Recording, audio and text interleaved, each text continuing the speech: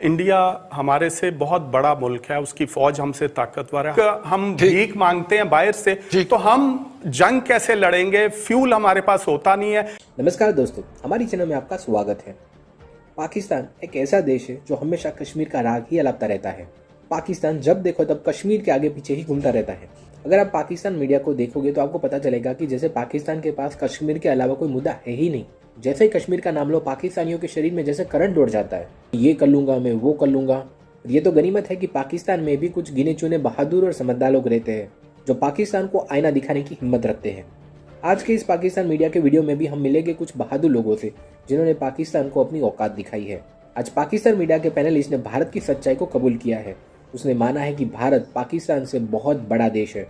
Bharat population में तो पाकिस्तान से बड़ा है ही है, इसके अलावा फौज में भी भारत पाकिस्तान से बहुत बड़ा देश है।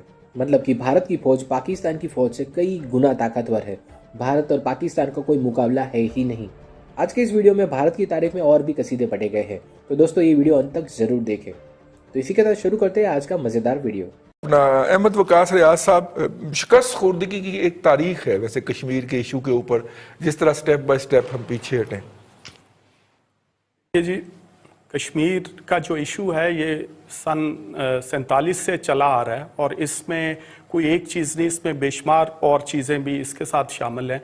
इंडिया हमारे से बहुत बड़ा मुल्क है, उसकी फ़ौज हमसे ताकतवर है, हर चीज़ है, लेकिन हम में जज्बा ईमानी है। तो हमें बुलंदो बाला दावे करने के बजाय हमें अपने आप को देखें, बड़ा आसान है हम फ़ौजें या सिविलियंस को कश्मीर में एंटर कर दे, लेकिन उसके बाद क्या होगा? फुल फ्लेज वॉर होगी, इंटरनेशनल प्रेशर होगा।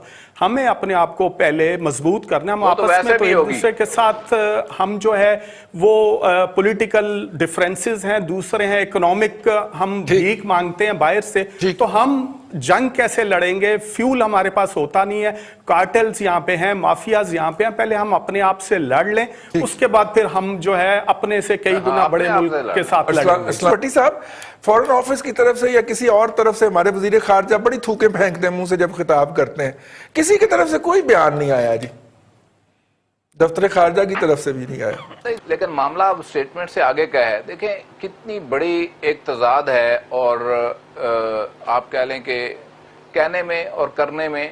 मिसालें आप देते हैं टीपू सुल्तान की और तगरल की, जी नारे लगाते हैं टीपू सुल्तान के, और बने हुए आप बहादुर शाह जफर हैं। ठीक है, जिस तरीके से ये कर रहा है, और हमारे लोगों के लिए तो ये एक तमांचा है कि यहाँ पे हम जुमे को एहतियाज करेंगे, ये करें, और जो करना है वो क्यों नहीं करते? किस बात का डर है और किस बात का खौफ है? और बड़के क्यों मारते हैं? अगर नहीं कुछ कर सकते तो उनको उनके हाल पे छोड़ दें।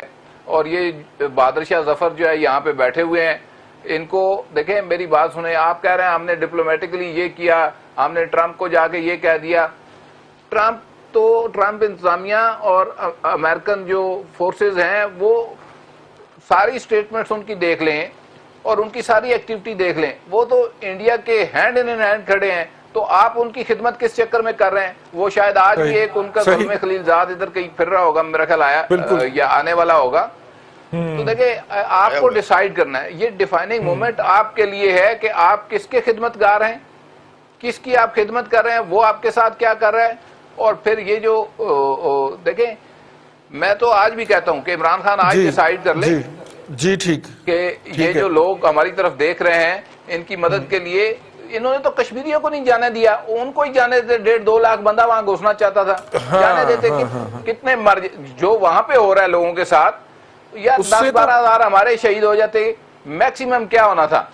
इससे यकीन करें, और वैसे भी तो कोरोना से मार ही रहे हैं ना भट्टी साहब। और पाकिस्तान के नाम के ऊपर ये लोग पाकिस्तान के नाम के ऊपर शहीद हो रहे हैं और कलमा पढ़ते हुए शहीद हो रहे हैं। इसका कफारा, इस गुनाह का हमें देना होगा, और ये किस कदर हम देंगे ये ठीक हो गया, वक्त बताएगा। और ये शायद फिर यहाँ पे नहीं होंगे जो इस वक्त है।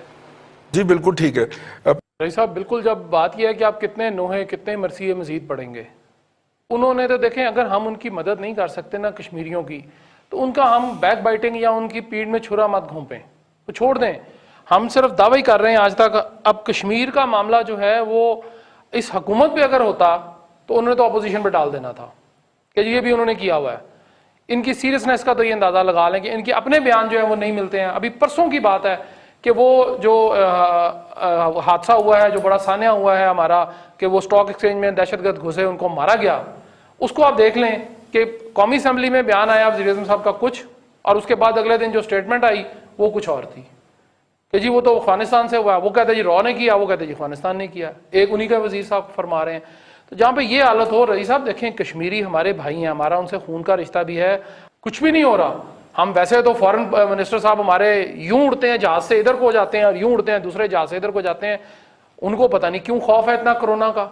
अगर जिसने मरना है रईस साहब, उसने मर जाना है, ठीक, उनको जाना चाहिए। कम से कम कुछ नहीं तो 48 मुल्क हैं हमारे इस्लामी, उनको ही मोबिलाइज कर लें खुदारा, बाकी किसी को ना करें। बाकी तो सारे काफिर लोग हैं, चले मान लिया मैंने कि जी वो खाते हैं, वो गोश्त दूसरा खाते हैं, वो हमारी तरह नहीं है, तो 48 लोगों को तो कर लें। ठीक है, आपके साथ तो कोई मेरे ख्याल 7 ममालिक भी नहीं खड़े होंगे अगर आप ये बात आज कर लें।